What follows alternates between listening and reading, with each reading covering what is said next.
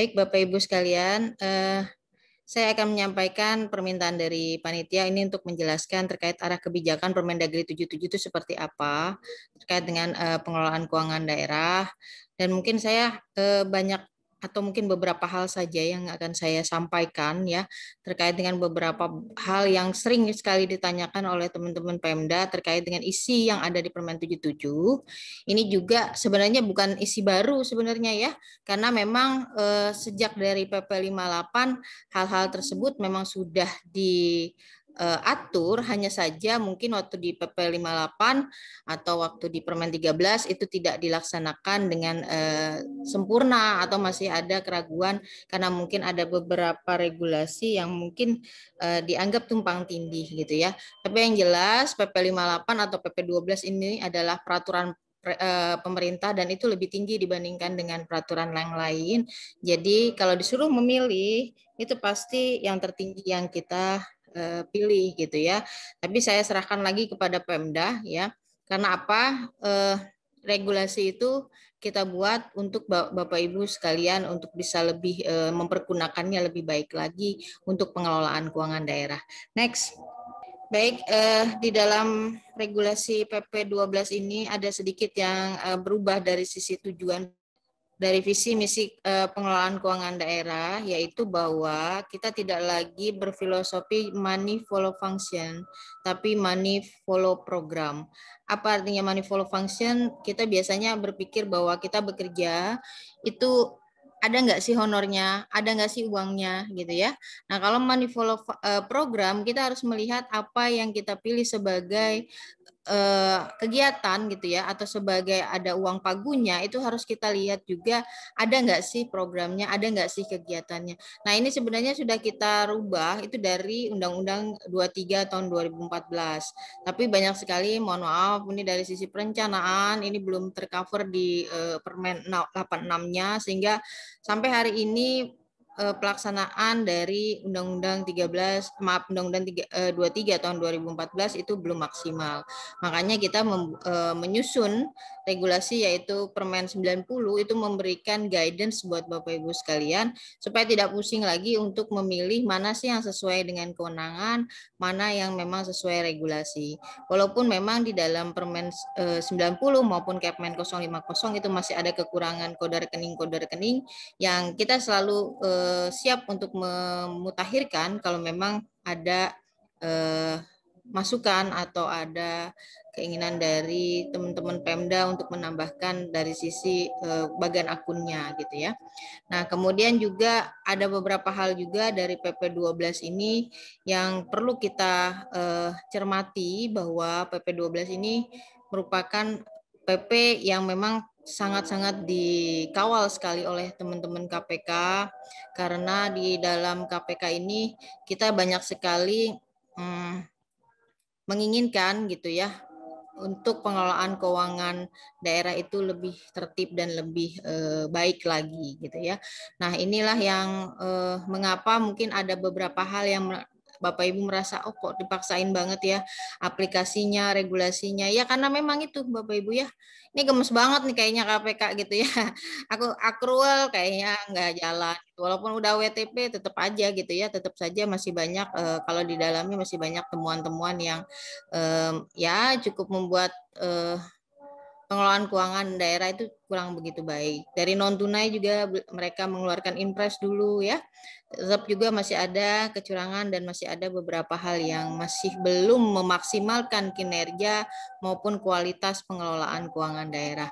Oleh sebab itu di PP 12 ini sangat dikunci sekali tidak hanya dari perencanaan penganggaran sekarang dari IPOKIR kita harus ber-SIPDRIA. Jadi sudah harus diinputkan ya. Harus diinputkan dari mulai IPOKIR dari dengan SIPD-nya. Jadi nanti teman-teman yang belum tahu atau belum paham juga ya memberitahukan kepada anggota DPRD-nya untuk saat ini sekarang harus bisa menginputkan pokir-pokirnya melalui SIPD ya. Kalau enggak nanti nggak bisa masuk ya untuk masuk ke RKPD maupun nanti untuk ke KUA PPAS-nya. Nah ini yang hal-hal yang perlu Bapak Ibu pelajari, pahami ya dari PP 12 sampai dengan Permen 77 ini. bahwa banyak hal yang sebenarnya sih udah lama kita lakukan, tapi kita semakin apa ya namanya, semakin tertibkan lagi, semakin disiplinkan lagi supaya apa? Supaya pengelolaan keuangan daerahnya lebih baik lagi. Next. Nah, ini Bapak Ibu sekalian beberapa regulasi yang mendalami ya hingga akhirnya bisa menyatukan menjadi satu data satu sistem. Memang ini suatu impian ya Bapak Ibu, terserah Bapak Ibu pasti gimana ya ini nggak jalan, itu nggak jalan gitu ya. Ya memang kita masih prematur gitu ya, tapi memang ya karena ini sangat dimintakan oleh KPK, kami juga apa ya menyadari kami bukan ahlinya di bidang IT gitu ya, tapi karena kami ahlinya di bidang regulasi dan dimintakan untuk menyatukan gitu ya dengan ya bukan terpaksa ya, ya dengan kewajiban kita tetap harus melaksanakan gitu ya, walaupun dengan berbagai macam-macam ya, push dari atasan, hujatan dari teman-teman Pemda dan segala macam ya, kami cuma bisa apa namanya melaksanakan apa yang menjadi tanggung jawab kami baik dari sisi regulasi maupun dari sisi aplikasi. Kami hanya menginginkan dukungan banget dari teman-teman Pemda supaya bagaimana bisa melaksanakan apa yang menjadi keinginan dari pemerintah seperti itu. Nah, memang banyak hal ya, terutama juga dari sisi pelaksanaan ini sangat bervariasi sekali ya, terutama nanti ini dari sisi pengadaan barang jasanya juga luar biasa ya. Saya kebetulan bukan tim IT-nya ya, saya dari sisi bidang kebijakannya. Jadi memang sangat menginginkan sekali teman-teman di tim SIPD di IT-nya juga untuk request banyak nih ya, ini itu, tapi ya memang keterbatasan juga ya, tim IT juga kita bukan tadi kami katakan bukan ahlinya juga, nggak kayak tempat lain kami cuma dua subdit ya, dua subdit itu cuma dipegang oleh satu orang kepala kasubdit ya, itu eselon 3 ya. Kalau di tempat lain mungkin satu eselon 1 ya, direktur atau mungkin kedeputian untuk IT gitu ya. Nah, kami cuma eselon 3, bayangin tuh. Ya. Mungkin kalau kayak DJPKJ itu mungkin satu direktur gitu ya untuk aplikasi. Mungkin kalau untuk Simda itu satu eselon 1 gitu ya terkait dengan aplikasi. Nah, kami cuma satu orang kasubdit gitu ya. Nah, ini juga yang kita juga tidak punya perwakilan gitu ya di daerah gitu ya. Jadi ini memang luar biasa banget dan dimintakan terintegrasi tidak parsial ya di antara perencanaan sampai dengan nanti pelaporan, bukan hanya secara APBD-nya saja tapi juga non-core-nya seperti BMD, BLUD, BOS, kapitasi dan lain-lain. Nanti ada core sendiri, termasuk juga nanti ada review dan lain-lain gitu ya. Next. Ya, dari sini kita bisa lihat bahwa dari sisi pelaksanaan ya kita dipantau banget Bapak Ibu, makanya tadi real time gitu ya. Walaupun Bapak Ibu dimintakan untuk atau mungkin diizinkan boleh pakai aplikasi lain untuk mensupport pelaksanaan dari APBD tahun 2021 ini tetap harus direkam. Karena apa Bapak Ibu sekalian, harap kami hanya pembuat regulasi, kami hanya pembuat aplikasi. Ketika nanti ada pelanggaran atau yang lain-lain itu bukan tanggung jawab kami dan bukan kami yang memberi sanksi. Yang memberi sanksi nanti dari KPK, karena KPK sendiri yang memantau Bapak Ibu sedang apa, apakah tidak sesuai dengan regulasi atau tidak sesuai dengan aplikasi, itu bukan kami yang melakukan penindakan. Itu dari BPK atau dari KPK atau dari kami sudah sesuai dengan tusinya masing-masing Bapak Ibu. Jadi tidak akan kami hanya memberikan guidance ini loh salah, ini tuh benar, dan kami kalau saya kebetulan saya pembina apa namanya Sumatera, saya selalu mengatakan saya sudah memberi guidance kalau misalnya seandainya ada pelanggaran di lain waktu karena guidance yang saya sudah warning sebelumnya, mohon maaf saya tidak mau jadi saksi ahlinya. Karena apa? Saya sudah memberikan guidance-nya, sudah dilarang masih dilakukan juga. Saya tidak mau berhadapan dengan Bapak Ibu ketika di pengadilan gitu ya. Nah, ya itu yang daerah Sumatera, mudah-mudahan nggak ada yang di daerah Sumatera. Kalau kemarin saya bilang sama daerah Sumatera kayak gitu dengan beberapa perwakilan yang mengikuti Zoom saya gitu ya. Kenapa? hati nurani banget Bapak Ibu ketika ada sesuatu regulasi yang kita sudah kasih tahu gitu ya. Karena saya nggak bisa memberikan sanksi, atau kami Kemendagri tidak bisa memberikan sanksi. Yang memberikan sanksi atau memberikan pertanyaan-pertanyaan biasanya dari pihak APH, dari pihak BPK, KPK dan lain-lain. Nah, di dalam Permendagri 77 ini batang tubuhnya hanya ada 5 Bapak Ibu sekalian. Jadi maaf, jangan dilanjutkan dulu. Hanya ada 5. Di pasal 3 itu kita mengatakan bahwa ada amanat. Tolong slide sebelumnya. Ada amanat mengatakan bahwa Pemda diwajibkan menyusun, yang pertama adalah Perda Pengelolaan Keuangan ya. Ini disesuaikan dengan PP 12-nya. Kemudian ada Sisdurnya ya. Ini isi teknis dari Perda Pengelolaan Keuangan Daerahnya, kemudian kebijakan akuntansi, sistem akuntansi, dan ASB. Nah, ASB ini juga merupakan kewajiban karena di tahun 2020 kemarin ini masih belum diwajibkan, tapi di 2022 diwajibkan nanti ketika penginputan RKA ya. Jadi ada ASPK, ada SSH, ada SBU, dan ada ASB. Jadi kalau nanti untuk penginputan di bulan mungkin sekitar Mei atau Juni, Bapak Ibu sudah bisa dipersiapkan ASB-nya. Nah, kemudian di pasal 4 juga kita stressing Bapak Ibu bahwa ini tidak hanya mencabut Permendagri 13 dan turunannya, tapi juga mencabut Permendagri 55 dan Permendagri 32 tentang hibah bansos. Otomatis di dalam lampiran ini juga kita mencabut Permendagri 32, maka kita diwajibkan membuat peraturan kepala daerah terkait dengan hibah bansos ya. Jadi memang Bapak Ibu sekalian bisa nanti lihat di hibah bansosnya bahwa ada yang harus diganti. Kita akan melihat tentang terkait dengan aktor-aktor di pengelolaan keuangan ya. Apakah di kuasa BUD ini boleh ditunjuk lebih dari 1. Nah, untuk di Permendagri 77 kita membukakan ruang bahwa kuasa BUD boleh dibukakan lebih dari 1 dengan pertimbangan adalah jumlah uang yang dikelola. Ya, beban kerja, lokasi atau rentang kendali itu boleh menunjuk lebih dari 1 kuasa BUD ya, mau 2, mau 3, yang jelas itu ditetapkan di dalam ketetapan kepala daerah. Baik Bapak Ibu, ini juga terkait dengan pengguna anggaran. Sebenarnya bahasa terkait dengan mengadakan perikatan perjanjian kerja untuk pengguna anggaran ini sudah ada dari PP 58 ya. PP 58, Permendagri 13 dan lain-lain.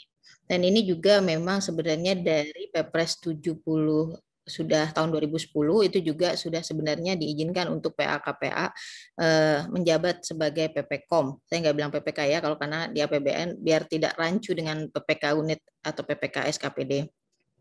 Nah, kenapa hal ini diperuntukkan untuk PA-KPA? Karena apa? Kalau untuk di APBN yang menjadi PPKOM atau pejabat pembuat komitmen adalah seorang eselon 2 ya. Kalau di daerah eselon 2 tertinggi atau eselon 3 yang mengampu suatu OPD atau unit OPD-nya itu biasanya adalah PA atau KPA. Nah, kalau di kami seorang KPA itu eselon 2, seorang PA itu eselon 2 juga. Dan berkompetensi sekali karena rata-rata eselon 2 di kami wajib punya sertifikasi. Kalau tidak bisa dijadikan eselon 2. Ya, kalau misalnya udah keburu jadi eselon 2 ya harus mengikuti pengadaan barang jasa ya, kursus pengadaan barang jasa. Jadi memang sangat berkompeten. Nah, saat itu kebetulan saya juga ikut waktu itu dulu tahun 2010 dengan beberapa juga perubahan ya, dari yang 16 sampai sekarang 12. Kita berharap di daerah juga bisa seperti itu gitu ya, seperti itu supaya nanti bisa punya sertifikasi yang namanya PA KPA. Tapi berjalannya waktu malah terus-terusan dilempar ke staf atau di bawahnya. Nah, ini yang menjadi stressing juga oleh KPK. Kenapa ini dilempar ke bawah? Jadi ketika ada perikatan gitu ya, perikatan kontrak dan yang lain-lain, ketika ada hal sesuatu yang terjadi, ini yang bertanggung jawab malah yang di bawahnya gitu ya, eselon di bawahnya ya, yang jadi kepalanya atau jadi kepala dinas atau jadi PA KPA-nya ini yang mohon maaf jadinya karena dia tidak bertanda tangan dan yang lain-lain ini jadi tidak mohon maaf jadi tidak bertanggung jawab secara penuh gitu ya. Nah, ini yang menjadi banyak hal yang menjadi temuan-temuan gitu ya. Nah, ini juga yang menjadi stressing KPK. Tolong ini disampaikan dan itulah yang mengapa juga di Perpres 12 pun juga lebih diarahkan lagi untuk PA KPA menjadi apa namanya menjadi PPKOM juga gitu ya. Nah, kemudian diaminkan juga di Perpres 33 Bapak Ibu sekalian bahwa di Perpres 33 itu yang mendapatkan honor adalah PA atau KPA yang melakukan pengadaan jasa ya. Untuk PPKOM malah tidak ada honornya gitu ya, tidak diatur gitu ya. Ini juga mengarahkan juga supaya Bapak Ibu untuk yang menjadi PPKOM adalah PA KPA. Nah, kalau misalnya ditanya bagaimana konsekuensinya? Ya konsekuensinya ya nanti itu KPK. Konsekuensi awal ya pastinya PPKOM seandainya tetap ada ya itu pengaturan honornya mungkin yang tidak ada aturannya gitu ya. Yang ada hanya ketika PA KPA yang menjadi PPKOM. Nah, kemudian dari sisi KPA, ini kita lihat Bapak Ibu, bahwa KPA itu harus diiringi dengan adanya pejabat atau bendahara BPP ya, bendahara pengeluaran pembantu atau bendahara penerimaan pembantu ya. Jadi memang KPA ini ada dua ya, KPA yang di unit maupun KPA yang ada di SKPD terkait. Nah, untuk yang KPA yang di unit memang sudah diatur di dalam PP 12. Nah, yang untuk KPA yang ada di SKPD terkait itu diatur di keputusan kepala daerah masing-masing ya. Jadi ini ada dua. Yang pertama itu di SKPD masing-masing. Ini di sini ya. Karena alasannya adalah besaran anggaran. Tapi kalau alasannya adalah pertimbangan lokasi, maka ini diatur di PP 12. Jadi tidak perlu diatur lagi. Yang ini yang perlu diatur Bapak Ibu ya. Jadi besaran anggarannya berapa baru Bapak Ibu bisa menetapkan KPA. Kalau nggak besar ya nggak perlu ditetapkan KPA karena KPA ini banyak sekali persyaratannya, salah satunya harus punya BPP gitu ya. Ini kenapa hilang slide-nya? Kenapa hilang, Mbak? Maaf Mbak, mungkin sinyal Bu, agak sinyalnya ini. Bentar Bu. Oh ya. Ya, sebentar ya, Ya, mungkin baik. ada gangguan teknis, kami sedang mencoba. Oke, nah itu untuk dari KPA yang unit maupun yang SKPD. Nah, untuk yang sekretariat ya, sekretariat daerah ya, itu tidak perlu kedua hal ini boleh semuanya di KPA-kan ya. Kalau nggak di KPA-kan juga ya nggak masalah juga ya. Nanti kita lihat di bagian di bawahnya ya. Itu untuk KPA ya. Kemudian juga next. Lanjut. Ada yang namanya KPA untuk unit khusus tertentu ya. Unit organisasi bersifat khusus ini hanya untuk RSUD, tidak untuk organisasi lain atau unit organisasi lain, hanya untuk RSUD. Nah, RSUD ini juga karena di dalam Undang-Undang 23 mereka bukanlah OPD ya. Ketika mereka bukan OPD, kemarin teman-teman di rumah sakit itu berjuang supaya mereka tetap secara wewenang itu tetap OPD gitu ya. Akhirnya karena tidak merubah Undang-Undang 23 maka yang dirubah adalah PP 18 menjadi PP 72 tahun 2019 bahwa mereka diberikan kewenangan khusus. Nah, kewenangan khususnya itu apa saja? Mereka boleh mempunyai DPA, RKA tersendiri ya. Jadi mereka boleh tanda tangan selain SPM, LS dan TU, mereka boleh juga tanda tangan SPM, UPGU ya. Nah, oleh sebab itu strukturnya jadi PA rasa KPA KPA rasa PA gitu ya. Ya, dari sisi organisasi dia tetap PA tapi dari sisi kewenangan keuangan dia seperti PA gitu ya. Nah, seperti itu Bapak Ibu sekalian. Ini bisa kita lihat bahwa yang diperkenankan ini baru rumah sakit ya, karena ini ada peraturan perundang-undangan yang memayungi terkait dengan unit organisasi bersifat khusus. Next. Lanjut.